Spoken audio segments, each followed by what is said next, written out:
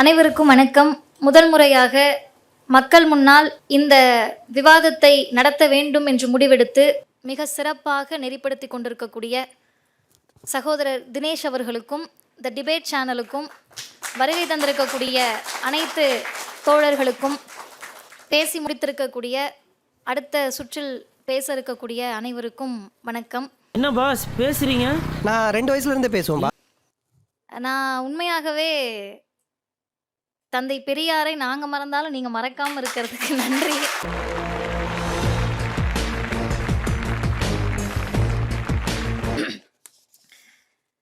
பெரியார் அவர் ராமசாமின்னு தான் சொல்லுவேன்னாரு. தாராளமாக சொல்லலாம். இருள்நோக்கி சுப்பிரமணியன் அப்படின்னு சொல்லக்கூடிய காஞ்சி சங்கராச்சாரியாரை போல பெரியாருடைய இயற்பெயரும் ராமசாமி தான். அதில் ஒரு பிரச்சனையும் கிடையாது. பேர் வைக்கிறது கூப்பிடுறதுக்கு தானே, பிரச்சனை இல்லை. இந்த படம் கேமரா இருந்தால் ஜூம் பண்ணிக்கங்க. பெரியாருடைய சிலை மேலே நின்று யார் நிற்கிறான்னு பார்த்தீங்கன்னா, கருப்பு சட்டை போட்ட தீக்காக்காரவங்கள நாங்கள் இல்லை. மதுரை கள்ளழகர் ஆற்றில் இறங்குவதை பெரியார் சிலை மீது ஏறி நின்று நான் பார்க்கறது பத்தாது என் குழந்தைக்கும் காட்டணும்னு அந்த குழந்தை அவங்க தந்தையுடைய தோள் மீது ஏறி நின்று பெரியார் சிலைக்கு மேலே நின்று பார்க்குறாங்க. அவர் முகத்தை பாருடா, எவ்வளவு அழகா, கலரா, முகம் மட்டுமா மனசு வெள்ளடா. ஒரு தீக்காக்காரவங்களும் போய் எப்படி பெரியார் சிலை மேலே ஏறலாம் அதை கேட்கல. ஏன்னா பெரியார் சிலை என்பதே அவர் தோளில் ஏறி நின்று இந்த சமூகத்தை பாருங்கள்னு சொன்னது தான்.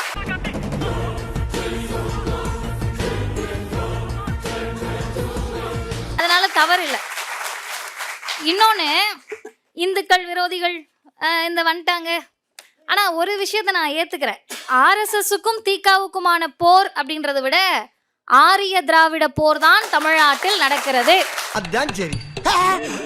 இங்கே ஒரு அண்ணன் நின்று இந்த ஃபோட்டோ அவர்கிட்ட கேட்டு வாங்கினது. சித்திரை திருவிழா நடக்குது, அந்த பின்னாடி தெரியும். இவர் நின்று பார்க்குறாருல, அது எந்த இடம் தெரியுமா? எந்த சமூகமும் நீங்கள்லாம் எங்கள் வீட்டுக்குள்ளேயே வந்துடக்கூடாதுன்னு சொல்கிறவங்க வீடு இல்லை. கண்டு விட்டாளையா, சூச்சமத்தை கண்டு விட்டாளே. இது மதுரையில் கீழமாசி வீதி நம்பர் 5, முழு முகவரியோடு சொல்கிறேன். திராவிடர் கழகத்தினுடைய மாவட்ட தலைவர் பெரியார் மையம் நாங்கள் ஒன்று ஆரம்பித்து பெரியார் கொள்கையை பேசுறதுக்காக ஆரம்பிக்கப்பட்ட தளம். அந்த தளத்தில் ஃபுல்லாக சுற்றி ஃப்ளக்ஸ் இருக்கும். பெரியாருடைய கொள்கை, ஆசிரியருடைய இது எல்லாம் இருக்கும். இந்த மக்களுக்கு மேலே நின்று பார்த்தா விஷன் நல்லா இருக்கேன்னு ஒரு 4 பேர் போய் கேட்குறாங்க. அதனால என்னப்பான்னு எல்லா ஃப்ளக்ஸையும் எடுத்து விட்டு பெரியார் மையத்துக்கு மேலே நின்று சித்திரை திருவிழாவை பாருங்கன்னாங்க. ஊர்வலம் அமைதியாக தான் போயிட்டு இருக்கு, பிரச்சனை எதுவும் இல்லை சார். அப்ப பிரச்சனையை உருவாக்குங்க. வலதுசாரி சார்பாக வந்திருக்கக்கூடிய சகோதரருடைய நேர்மையை நான் ஒத்துக்கிறேன். ராமர் கோவிலை நாங்கள் கட்டிட்டோம், விநாயகர் சதுர்த்தி நாங்கள் கொண்டாடுறோம். நீங்கள் சார், இது வேற தமிழ்நாடு. ஆர்எஸ்எஸ் வேறு, தமிழ்நாடு வேறு. பொழைக்கிறதுக்கு எங்கிட்ட பிச்சை எடுக்க வேண்டியதா பாக்குறத பாரு. பொம்பளைய சாணியை கரைச்சு ஒருத்தவங்க தொலைச்சு போறாங்கட்டு.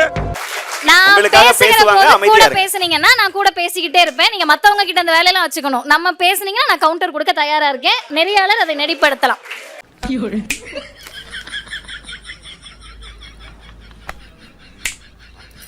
அரசியல் தான் 2 அரசியல். 1, திமுக செய்து கொண்டிருப்பது தமிழ்நாட்டில் வளர்ச்சி அரசியல், பிஜேபி செய்வது கலவர அரசியல். இவருக்கு இதான் வேலை.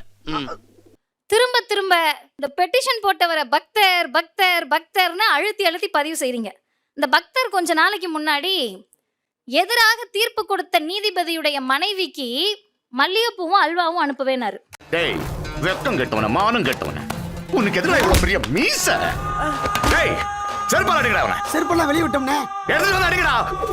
எந்த பக்தர் அப்படிலாம் சொல்லுவாங்கன்னு எனக்கு தெரியல. இன்னொன்று, இவங்கெல்லாம் தீகாக்காரவங்க, ராமசாமி இப்பெல்லாம் சொன்னீங்க. கருப்பு சட்டை போட்ட இறை மறுப்பாளர்கள், கடவுள் மறுப்பாளர்கள் எந்த ஆலயத்தையும் இடித்ததாக வரலாறே கிடையாது. எவ்வளவு தெளிவா போனாலும் நான் இங்க அடிச்சு போடுறாங்க.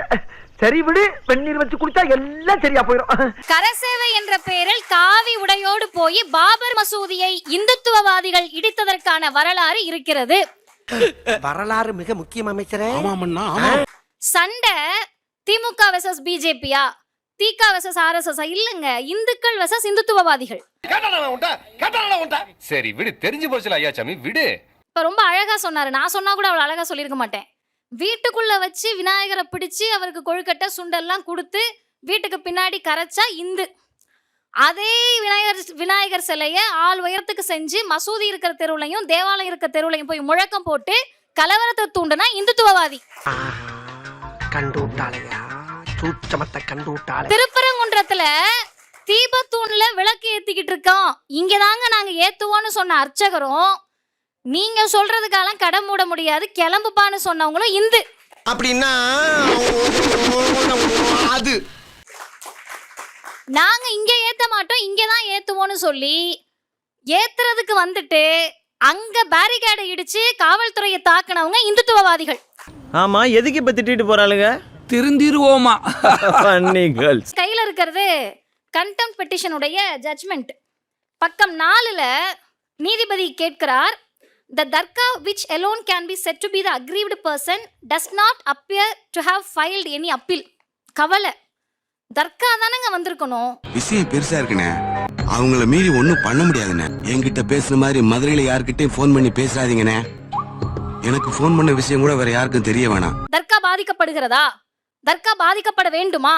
தர்கா பாதிப்புக்குள் ஆக்குவதுதான் மாண்புமை பொருந்திய நீதிபதியுடைய நோக்கமா? அது சரி. தமிழ்நாட்டு மக்கள், தெளிவா சொல்றேன், தமிழ்நாட்டு மக்கள் இந்து கிறிஸ்தவர்கள் இஸ்லாமியர்கள் ஒன்னா இருக்காங்க. ஆனா திருப்பரங்குன்ற பிரச்சனைக்கு வேற வேற ஊர்ல இருந்து டெம்போவை பிடிச்சு ஆள் பிடிச்சிட்டு போறவங்க எந்த நோக்கத்தோடு இருக்கிறார்கள்? டேய், இங்க இருக்கிற ஒவ்வொரு உசுரலையும் ஏன் உசுறு கலந்துருக்கடா? அருவாளை கையில எடுத்துட்டா சண்டியர் நினைப்பா ஈரக்கொலையை அறுத்துருவேன். இந்த மண்ணுல வந்து அப்படி இப்படி ஏதாவது பண்ணலாம்னு நினைச்சா தலை வேற கால் வேற தனித்தனியா போயிரும். ஒரு பயலுக்கும் உசுறு மிஞ்சாது. தமிழ்நாட்டை நாங்கள் ஆட்சி பிடித்தால் புதிய கல்விக் கொள்கை இல்லாமல் செய்வோம், நீட்டை இல்லாமல் செய்வோம், பொருளாதார வளர்ச்சி கொடுப்போம், எல்லாருக்கும் கல்வி கொடுப்போம். இத சொல்லல. ராமர் கோவில் கட்டுவோம், அயோத்தி ஆக்குவோம், இதெல்லாம் ஒரு திட்டம். இதுக்கு ஆட்சியை வேற கொடுப்பாங்களா? மன்னிச்சுக்கம்மா, தெரியாம வந்துட்டேன். எது? அதுக்கு என்னப்பா? வேணாம், ரைட் விடு. இந்த கிளி கிளிக்கிறாளே. மசூதிகளை இடிப்போம். படம் நடிக்கிறாருங்க ஒருத்தர், என்ன போடுறாங்க? டிசம்பர் 6 அயோத்தி மட்டும் இல்லையா? அதே போல அயோத்தியும் தமிழ்நாடு இந்தியாவில் தானே இருக்குன்றாங்க. திருத்தம், அயோத்தி இந்தியாவில் இருக்கிறது, திருப்பரங்குன்றம் தமிழ்நாட்டில் இருக்கிறது.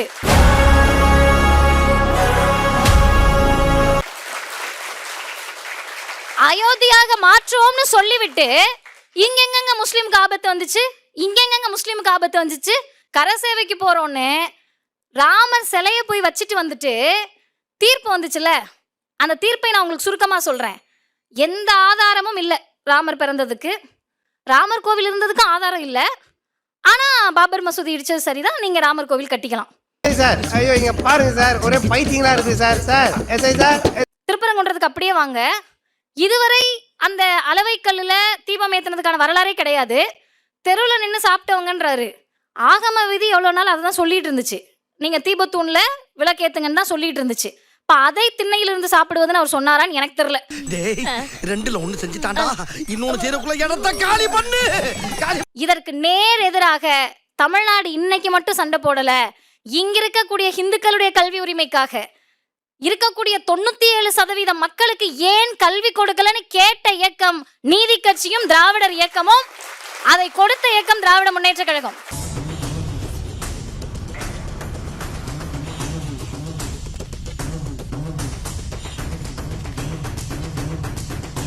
நூறு வருஷமா நீலாம் கோவிலுக்குள்ள வரக்கூடாது, கோவில் இருக்கிற தெருவுக்குள்ள வரக்கூடாதுன்னு சொன்னப்ப அப்படிலாம் முடியாது, நாங்க உள்ள வருவோம், உள்ள மட்டும் இல்ல கருவறைக்குள்ள வருவோம்னு சொன்னது இந்த திராவிடர் இயக்கம், திராவிட முன்னேற்ற கழகம்.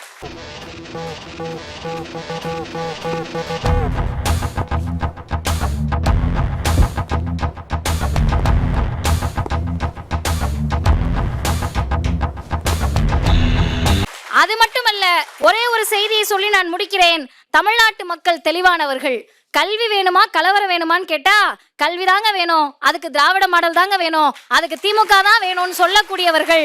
திருப்பரங்குன்றம் அரசியல் உங்களுக்கு கலவரத்திற்காக, எங்களுக்கு இது அமைதி பூங்காவாக இருப்பதற்காக. அமைதி பூங்கான்ற வார்த்தை நக்கலா இருக்கின்றப்பயே நீங்கள் யார் என்பதை மக்கள் புரிந்து கொள்வார்கள். சார், இவனை என்ன பண்ண சார்?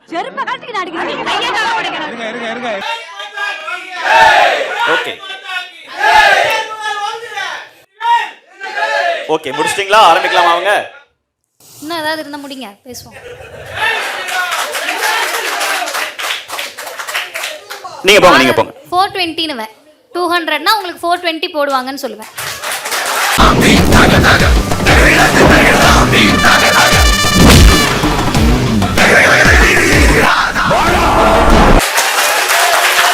பாரத் மாதா கி ஜெய்.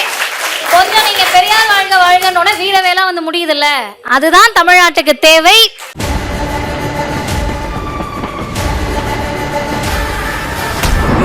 நான் முதல் சுற்றிலேயே சொன்னேன், மற்றவர்கள் பேசுகிற போது அமைதியா இருக்கிறது, நான் பேசுறப்ப பேசுனீங்கன்னா துணிச்சல் இருக்கு, தைரியம் இருக்குன்னா 1 to 1 பேசுவோம். அது எங்க இருக்கு? நெக்ஸ்ட் கூட்டத்தோட சேர்ந்து கத்தக்கூடாது. தனியா வாங்க, மேடைக்கு வாங்க, யாருக்கெல்லாம் என்னென்ன பேசணுமோ இங்க வந்து பேசுங்க. அப்பா ஊருல போற வரண்ட அடி வாங்காம அவன் ஒரு ஆள்கிட்டயே அடி வாங்கி சமாளிச்சோம்டா சாமி. யாரது?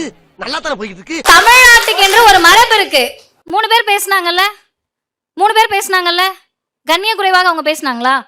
திரும்ப நான் பேசினேன்ல, அண்ணன் ரமேஷ் சேதுராமன், அண்ணன் கோவை சத்யன், அண்ணன் SJ சூர்யா அண்ணன். இந்த பண்பாட்டை இங்க இருக்க 20 பேர் இவ்வளவு கேவலமா கெடுக்குறீங்கன்னா திருப்பரங்குன்றத்துல நீங்க எவ்வளவு மோசமா நடந்துக்குவீங்கன்றத செய்தி. அதான் சரி.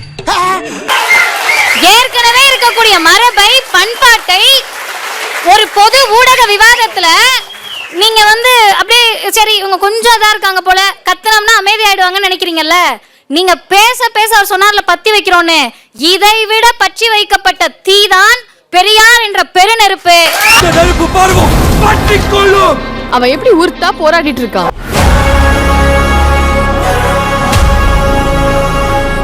ஒன்று தேவை.